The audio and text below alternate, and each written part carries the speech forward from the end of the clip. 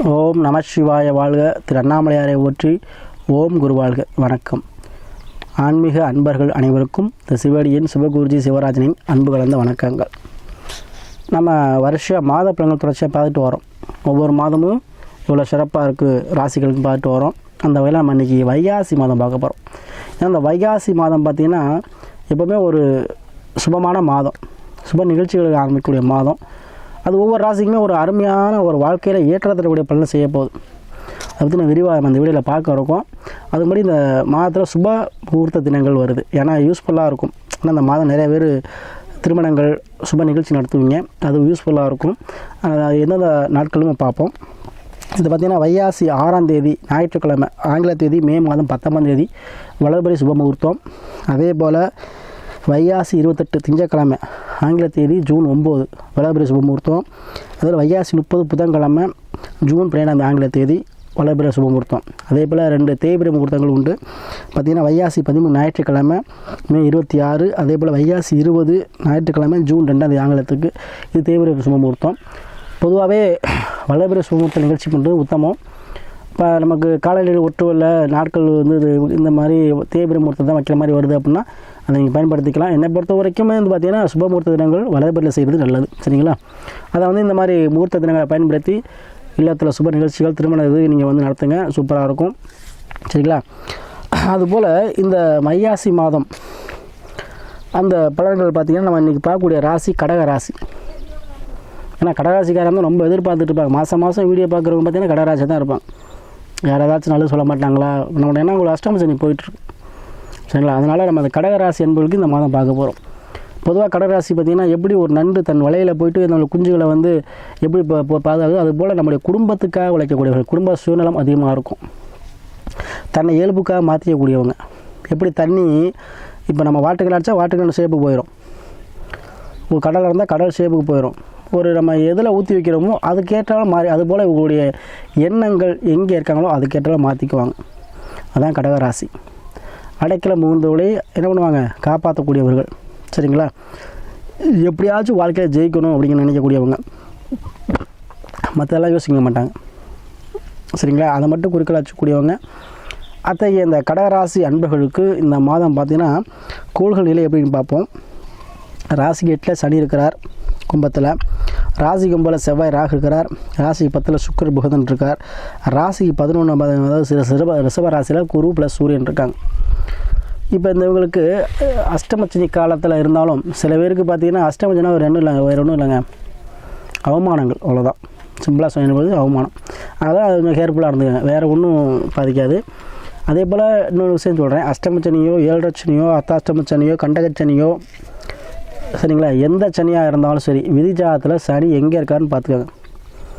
சரிங்களா? நல்ல நிலைமையில் இருந்துட்டார், உபஜயஸ்தானம் 3, 6, 11, 10 இருந்துட்டார் அப்படின்னா உங்களுக்கு எந்த பதவி கூட யோகத்தை கொடுப்பார். அது பாதிக்கக்கூடிய இடத்துல மறைவு ஸ்தானங்களில் வக்கிரமாகவோ அஸ்தமனமாகவோ பாவக்கிரங்கள் சேர்க்கை பெற்றோ இருந்தால் மட்டும்தான் சில படிப்பினைகளை கொடுப்பார். வாழ்க்கையிலே முன்னுரிமை சில படிப்பை கொடுப்பார். அதனால் அஷ்டமச்சனியாக இருக்குது சாமி, 7 சனி ஆரம்பிக்குது சாமி, இதெல்லாம் பாதிக்குமா, அதெல்லாம் பயப்பட வேண்டாம். விதி ஜாதத்தை பார்த்துக்காங்க, சனி எப்படி தான் பார்த்துக்காங்க. சரிங்களா? அவர் அனுபவத்தை கொடுப்பார். மற்றபடி என்னென்னு வாழ்க்கையில் முன்னுரிமை அனுபவத்தை கொடுப்பார்.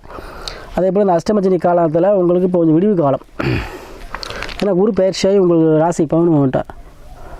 அப்போது என்ன 3, 7, 11 கண்டிப்பாக செயல்படும். அப்போ கண்டிப்பாக திருமணம் சார்ந்த அஷ்டமச்சனி காலமாக இருந்தாலும் திருமண வியாழ நோக்கம் சொல்லக்கூடிய குரு நோக்கம் இருப்பதனால காரணத்தினால உங்களுக்கு திருமணம் சார்ந்த விஷயங்கள் நடைபெறுங்க.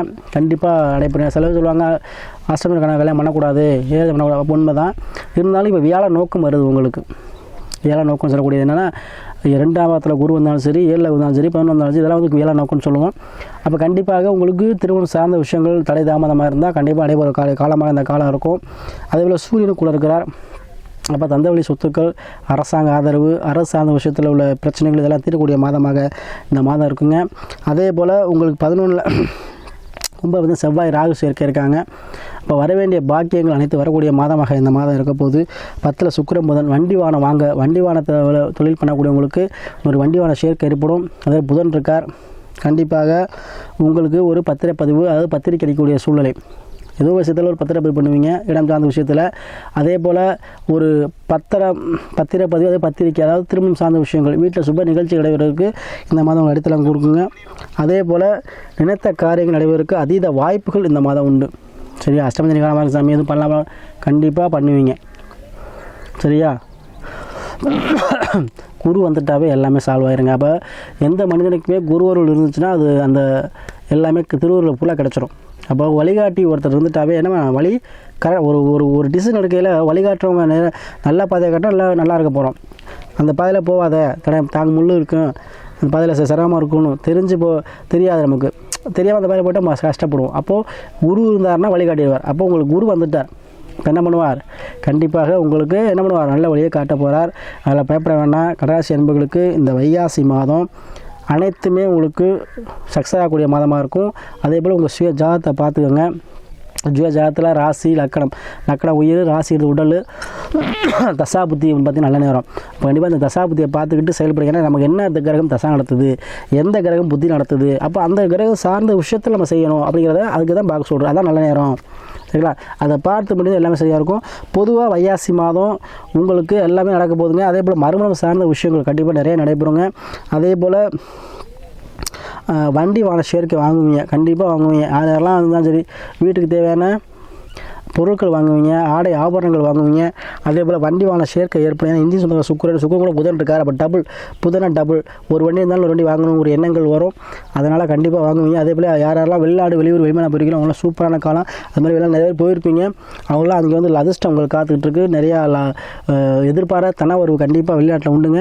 அதே போல் இன்னமும் வெளிநாடு போகல, எனக்கு பிரச்சனை இருந்துச்சுன்னா இந்த மாதிரி கண்டிப்பாக கிளம்பிடுவீங்க.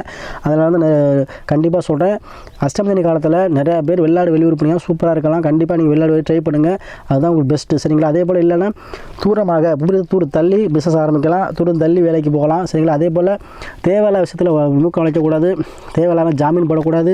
இதெல்லாம் நீங்கள் பார்த்துருந்துக்கங்க. சரிங்களா?